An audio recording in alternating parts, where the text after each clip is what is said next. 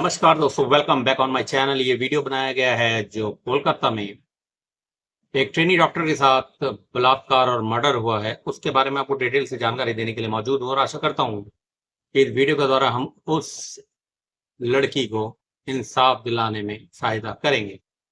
चलिए दोस्तों, सीधी बात करते हैं उस जघन्य हत्याकांड को। दोस्तों, जब ये मर्डर हुआ और जो रिपोर्ट आई, पोस्टमार्टम की रिपोर्ट आई, उसमें दोनों आंखें घायल थी,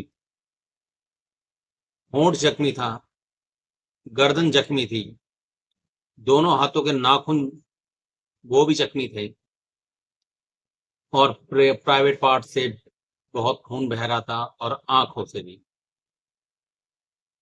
आंखों से खून बहना, इसका क्या कारण आप सोच रहे होंगे, ऐसा क्या करा। तो दोस्तों, जो बताया गया है, ट्रेनी डॉक्टर चश्मा पहनती थी और जब जबरदस्ती की गई, जद्दोजहद चली, उन्होंने भी अपने को बचाने की कोशिश करी। उसी जद्दोजहद में उनका शीशा उनकी आंख में घुस गया और इसी वजह से आंख से खून निकला। अब बात करते हैं दोस्तों इस बारे में जो आरोपी पकड़ा गया है, संजय राय। संजय राय 2019 में आपदा प्रबंधन में उनकी नियुक्ति की गई थी। कुछ समय बाद उन्होंने वहां काम किया और उसके बाद उन्हें पुलिस डिपार्टमेंट में भेज दिया गया, डेवलपमेंट डिपार्टमेंट। वहां भी उन्होंने कुछ टाइम कार्य किया और उसके बाद उन्हें आरजी, जो मैंने बताया, आरजी कर मेडिकल कॉलेज के सामने एक पुलिस चौकी है, वहां पे वॉलंटियर के तौर पे रख दिया गया। दोस्तों, ये संजय राय जो अपनी मोटरसाइकिल में केपी का लोगो लगाता था, केपी का मतलब होता है कोलकाता पुलिस, इसी के साथ वो पुलिस की टोपी भी पहनता था। कई लोग उसे पुलिस वाला ही समझते थे, हालांकि वो पुलिस वाला नहीं था। वह उनके लिए वॉलंटियर की तरह, आप कह सकते हैं एक बुकवीर की तरह भी काम करता था। तो जाहिर तौर पे वहां काम करते करते आरजी मेडिकल स्टोर जो है, मेडिकल कॉलेज है, वहां पे भी उसकी जान पहचान अच्छी बन गई। उसने वो पैसा कमाने के बारे में अतिरिक्त सोर्स जिसे कहते हैं। तो आपको पता है, इतने बड़े अस्पतालों में कई लोग, गरीब लोग भी आते हैं, जरूरतमंद लोग भी आते हैं, पैसे वाले लोग भी आते हैं। तो वो बारीकी से नजर रखता था कि ऐसे कौन से पेशेंट हैं जो जरूरतमंद भी हैं और जो पैसा दे भी सकते हैं। तो उनके लिए ब्रोकर का काम करता था। कॉलेज के साथ हॉस्पिटल में जो था आरजी, उसके साथ उसके जबरदस्त लिंक बनी गए थे, क्योंकि रोज उठना बैठना पुलिस वालों के साथ, इवन बैरक बने हुए थे पुलिस के, तो वो वहीं सोया भी रहता था। आप किसी से अंदाजा लगाइए कि कितने अच्छे कांटेक्ट रहे होंगे उसके, नीचे से लेकर ऊपर तक के पद वाले पुलिस वालों से। दोस्तों, अच्छी सेटिंग हो गई थी कॉलेज के अंदर और काम करवाता रहता था, एक्स्ट्रा अर्निंग करता था ब्रोकर के तौर पे। 5, 6, 7 तारीख को एक खड़गपुर के पास एक जगह है, उसका नाम है सुड़वा। वहां पे पुलिस वालों की एक मीटिंग थी, सभी वॉलंटियर्स को बुलाया गया, तो ये भी गया। 5, 6, 7 को ये वहां पे रहा और 7, 8 को ये वहां से निकल गया। और निकलने के बाद ये अपने वहां पहुंचा, इधर उधर टहला, शाम हुई, अपने बैरक में जाके आराम करने लगा। लेकिन वहां पे उसके पेशेंट्स एडमिट थे, वो उनका हालचाल लेने के लिए हॉस्पिटल के अंदर घुस गया। वहां घुसने के बाद 11 बजे घुसा था वो वहां पे।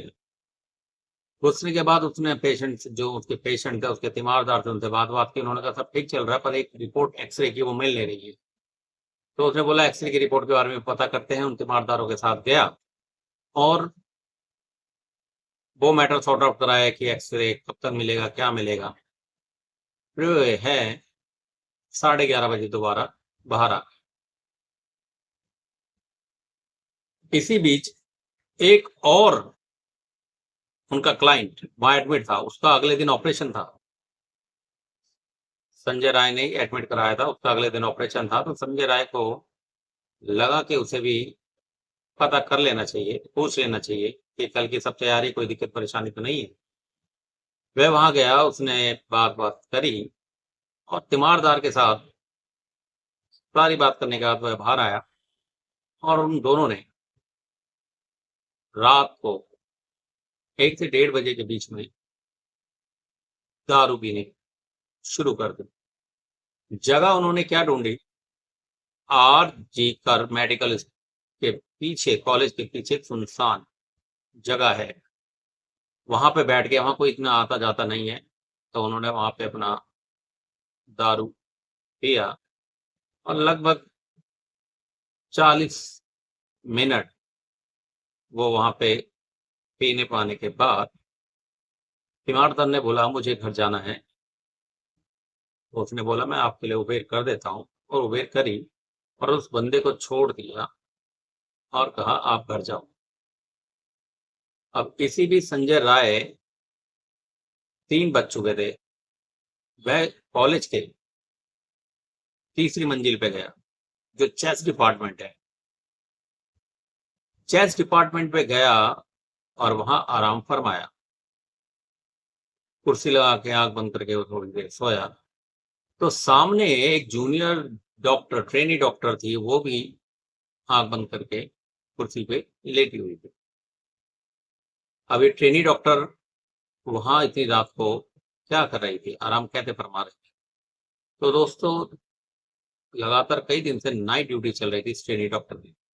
इसके 4 फ्रेंड थे, उन्होंने खाना वाना खाया, खाना वाना खाने के बाद वह चले गए और यह थोड़ी देर आराम फरमाने के लिए चेस डिपार्टमेंट में जाके सो गई। इधर संजय राय जो है वो दारू के नशे में तो था ही, उसके नियत में खोट आ गई और उसने नींद पे ट्रेनी डॉक्टर के अटैक करा। अटैक का मतलब जोर जबरदस्ती शुरू कर दी। जो ट्रेनी डॉक्टर थी स्टार्टिंग में अच्छी थी, इतनी जल्दी काबू नहीं आती। उसने पूरा कोशिश करी अपने आप को बचाने के लिए, और इसी वजह से जो आंख के अंदर से खून आ रहा है, वो शीशे जो चश्मे के वो अंदर आंख में चले गए, गर्दन टूट गई, होंठ छिल गए, नाखून उखड़ गए। तो ये जद्दोजहद उसी वजह से हुई। दोस्तों, अभी पोस्टमार्टम हुआ है डीएनए के लिए, बाद ही पता लगेगा इसमें एक बंदा था या एक से अधिक थे, क्योंकि यह बात पुख्ता तौर पे तभी पता लगी प्राइवेट पार्ट से सीमेंस के सैंपल ले लिए गए। ये संजय राय जो था, इसने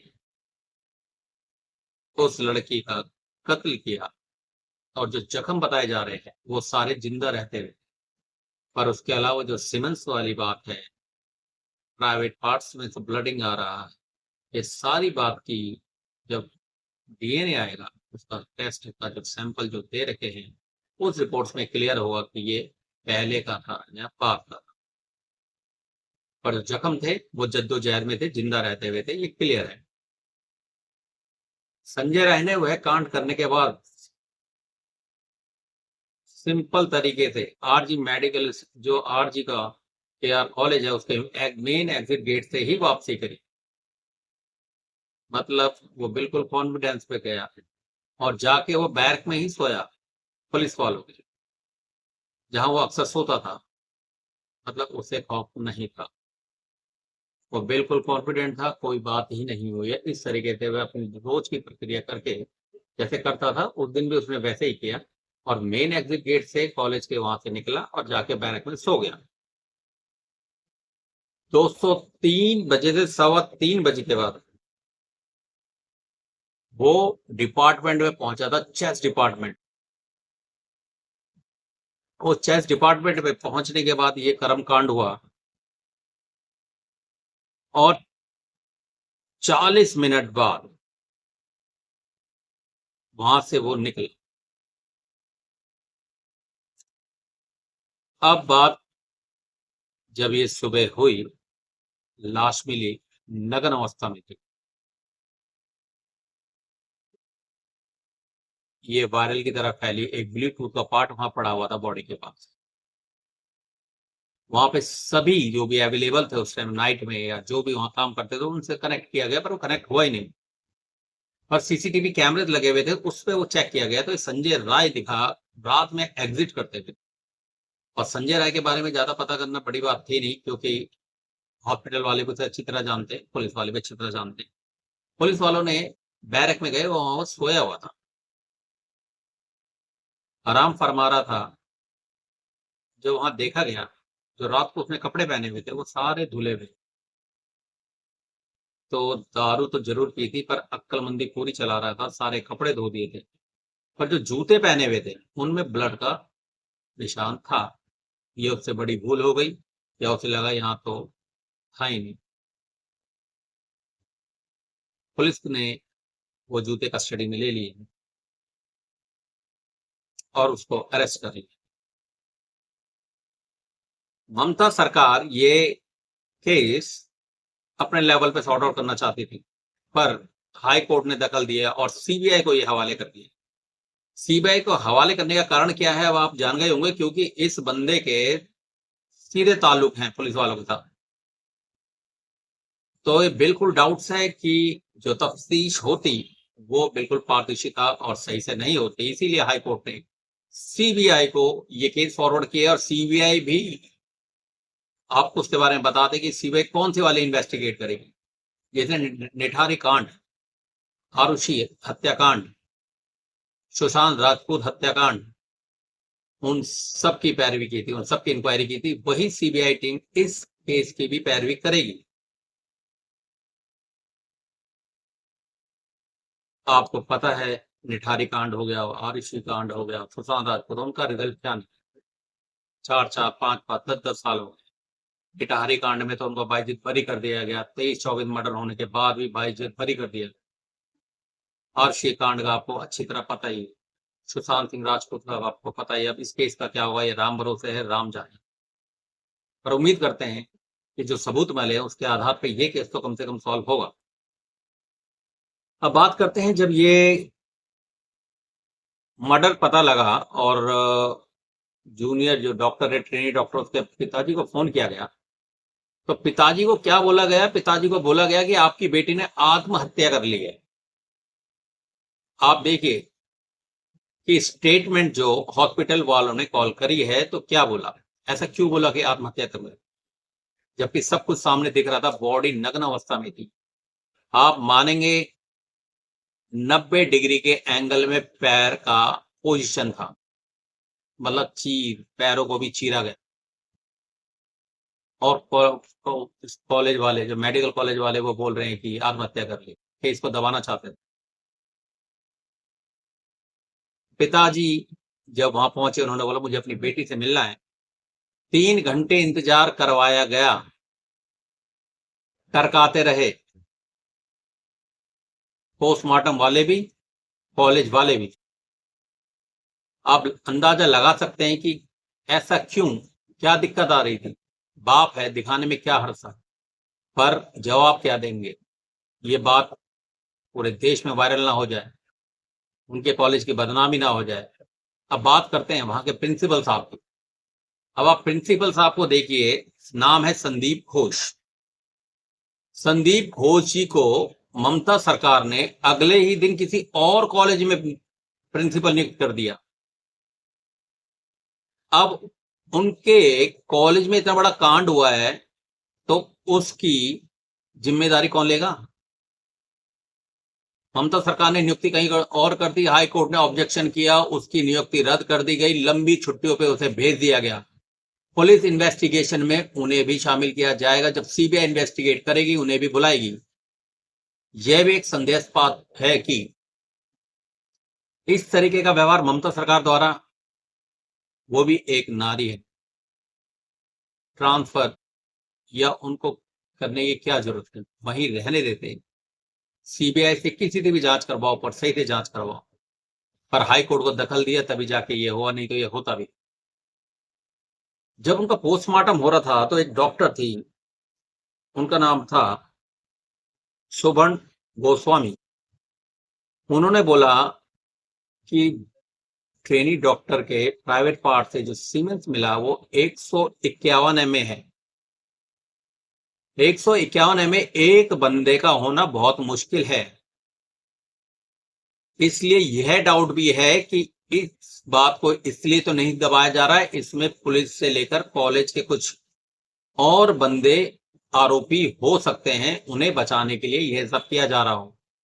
क्योंकि जो डॉक्टर ने करा ये पोस्टमार्टम, उसने बोला कि इतने बड़े लेवल पे इतना सीमेंस नहीं पाया जाता एक इंसान पे, इसलिए पूरी संभावना है कि ये ग्रुप है जिसने गैंग के द्वारा ये रेप किया।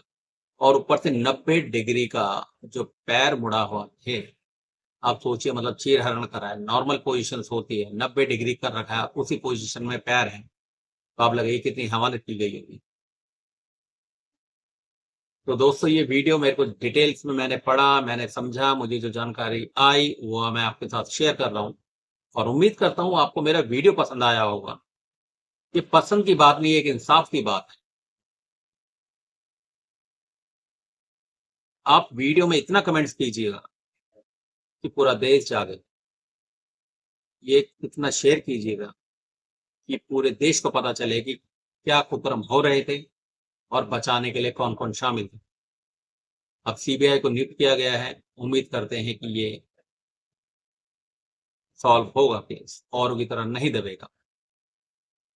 ऐसे ही अन्य अपडेट लेकर मैं दोबारा आपके पास जल्द मौजूद रहूंगा। धन्यवाद। वंदे मातरम। जय हिंद।